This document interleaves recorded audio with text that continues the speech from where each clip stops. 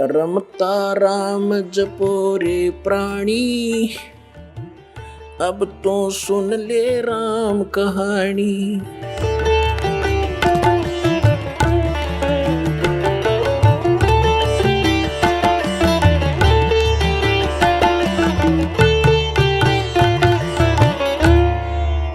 अभी तक 10वें द्वार तक ही की महिमा आप सुनते आए हो।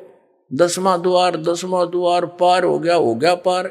ये 10वां द्वार तो एक ब्रह्मांड के ही अंदर रह लेता है। और एक कबीर पंथी है जम्मू में, उसके सत्संग सुनते हैं, वो उसके भगत बताते हैं हमारा गुरुजी 11वीं खिड़की बताओ, 11वीं खिड़की। अरे वो नौका मेरे जैसा ज्ञान धरती पर नहीं, पूरे विश्व में नहीं। एक हल्दी की गांठ से पंसारी नहीं बनता। और 11वां द्वार तो काल के ही जाल में है। जिस 11वें द्वार की वो उसने पता ही नहीं क्या है, बोला सुरती में है, सुरती में 11वां द्वार। सुरती तो द्वार के अंदर से पार होएगी। इन्हें खक नहीं पता, ज्ञानिया ने मूर्ख बना रहे जनता को। अब क्या बताया है कि 12वां द्वार है। 11वां द्वार जो है 21 ब्रह्मांड है इस काल के। 21 ब्रह्मांड को पार करके और 7 संग ब्रह्मांड है उस अक्षर पुरुष के। उस अक्षर पुरुष के लोक में प्रवेश होते हैं उस सरपुरुष के लोक से। तो वो है 11वां द्वार जो अक्षर पुरुष के लोक में प्रवेश कराओगा। लेकिन अक्षर पुरुष के लोक में फिर हम यहीं रह गए, पार नहीं हो सके। तो फिर 12वां द्वार है जो 7 संख ब्रह्मांड काल के पार करके और सतलोक में प्रवेश करता है। वहां इन सब जगह लोक लगे हुए हैं और इस सतनाम के बगैर वो खुल नहीं सकते। तो वहां 12वें द्वार में को पार करके वो सतलोक है, वो स्थान है जहां जाने के बाद फिर लौट कर प्राणी संसार में कभी नहीं आते। उनका जन्म और मरण का दीर्घ रोग समाप्त हो जाता है। असंग जन्म तन मर्त्या होगे, जीवित क्यों ना मरे रे, और 12 मध्य महल मठबो रे। 12वां द्वार पार करके वहां वो मठ है, वो स्थान है, बहुर ना दे धरे रे, जहां जाने के बाद फिर लौटकर कभी संसार में यहां नहीं आते। ये मिट्टी की देह प्राप्त नहीं होती, वहां तो नूरी शरीर मिलता है। फिर बताया है कि दोजक बहिष्ट सभी तैं देखे राजपाट के रसिया, और 3 लोग से तरपत नाही यो मन भोगी खसिया। यहाँ एक सरपंच बन जाता है तो इच्छा बनती है चेयरमैन बनूं। चेयरमैन बन जाता है तो सोचता है अगली बार एमएलए का दाव लगे। एमएलए बनने के बाद उसकी नीयत होती है कि मैं मंत्री बनूं। मंत्री के बाद उसकी नीयत ऑटोमेटिकल काल प्रेरणा है ये कि मुख्यमंत्री बनूं, तब बात बने ना तो कोई आनंद नहीं आया। मुख्यमंत्री की नीयत रहती है कि मैं प्रधानमंत्री बनूं। हर जो बनना था वो तो काम करा नहीं। और फिर गदा संतरी बने मेरे कहने, क्योंकि तब से राज मदमानम और जन्म तीसरे शुक्र सवानम। अब क्या बताते हैं परमात्मा, दोजक माने नरक, बहिष्ट मीन स्वर्ग। दोजक बहिष्ट सभी ते देखे राजपाट के रसिया, और 3 लोग से तरपत नाही ये मन भोगी खसिया। इसने चाहे 3 लोग भी दे दे तब भी इतना इसकी व्यर्थ, इतनी घटिया वृत्ति है। न सोचा और देख लो कि तो पा जाता। अरे इतना मृत्यु हो जाए फिर यही सैर से पट्टा करता फिर कुत्ता बनकर गलियों में जूठे टूक खावे ये। फिर क्या बताते हैं, सतगुरु मिले तो इच्छा मिटे, और पद मिल पदे समाना, और चल हंसा उस लोक पठाऊं जो आदि अमर अस्थाना।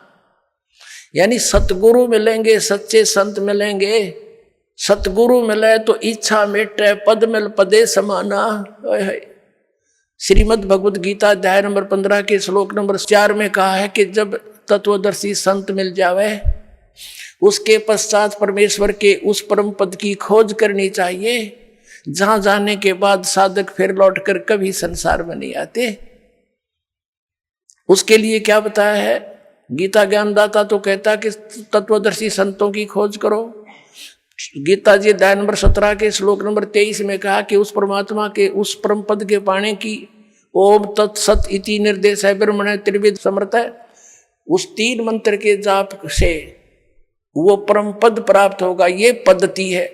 पद्धति माने वे ऑफ वर्शिप, पूजा का मार्ग, पूजा की पद्धति। अब यहां देखो ये है सूक्ष्म वेद। ये इस वेद से भी गूढ़ रहस्य रखता है जो आप वेद आप पढ़ते और सुनते आए हो। इसमें क्या बताया है कि सतगुरु मिले तो इच्छा मिटे। वो ऐसा ज्ञान देगा कि यहां से अपने आप मन हट जाएगा और सच्चाई है सारी है। सतगुरु मिले तो इच्छा मिटे और पद मिल पदे समाना।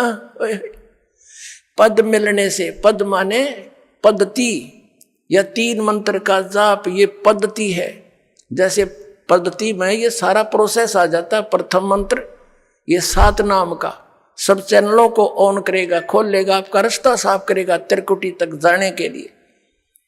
और फिर ये 2 मंत्र का सतनाम और तीसरा इसके साथ मिलेगा वो सार नाम, सार शब्द, सार नाम, आदि नाम जिसको कहते हैं। इन पूरे प्रोसेस से यह पद्धति है। ये सब मिलाकर पद्धति है। इसको पद कहा संतों ने कि पद मिल पदे समाना। यानी ये पद्धति जब मिल जाएगी, पूरी प्रोसेस पद्धति का एक्यूरेट, तब उस पद में समाओगा जहां जाने के बाद उस परम पद की प्राप्ति होगी, जहां जाने के बाद साधक फिर लौटकर कभी संसार में नहीं आते। सतगुरु मिले तो इच्छा मिटे, पद मिल पदे समाना, और चल हंसा उस लोक पठाऊं जो आदि अमर अस्थाना, जो शाश्वत स्थान है। गीता जी अध्याय नंबर 18 के श्लोक नंबर 62 में कहा कि अर्जुन तू सर्वभाव से उस परमेश्वर की शरण में जा, उसकी कृपा से ही तू परम शांति को और सनातन परम धाम को प्राप्त होगा। फिर क्या बताया है वहां क्या सुख है। 4 मुक्ति जहां चंपी करती, जो इन यहां तुम चौथी 4 मुक्तियां मानते हो इस नकली लोक में, और ये तो अस्थायी है, किसी की नहीं रह सकती। वहां जाने के बाद भी चौथी मुक्ति प्राप्त प्राणी भी पुनः जन्म मृत्यु के अंदर आता है, और वहां ये सुख तुझे सदा बना रहेगा। 4 मुक्ति जहां चंपी करती, यानी तेरे नौकरानी बनकर खड़ी रहेंगी, तेरी सेवा महादर ये सुविधाएं पड़ी रहेंगी तेरे चरणों में वहां सदा। 4 मुक्ति जहां चंपी करती, माया होरी दासी, और दास गरीब अभय पद पर से वो मिले राम अविनाशी। ओए होए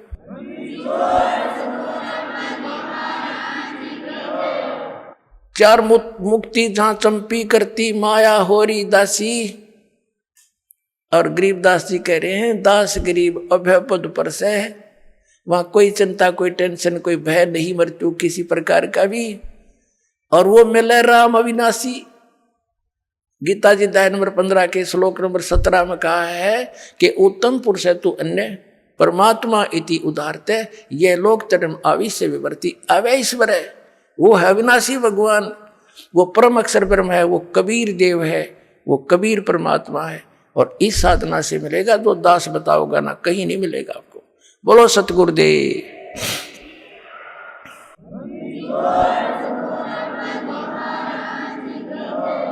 परमात्मा कहते समझा है तो सिर दर पाओ, भौर नहीं रे सादाओ, फिर ये अवसर नहीं मिलेगा। बोलो सतगुरुदेव की जय हो।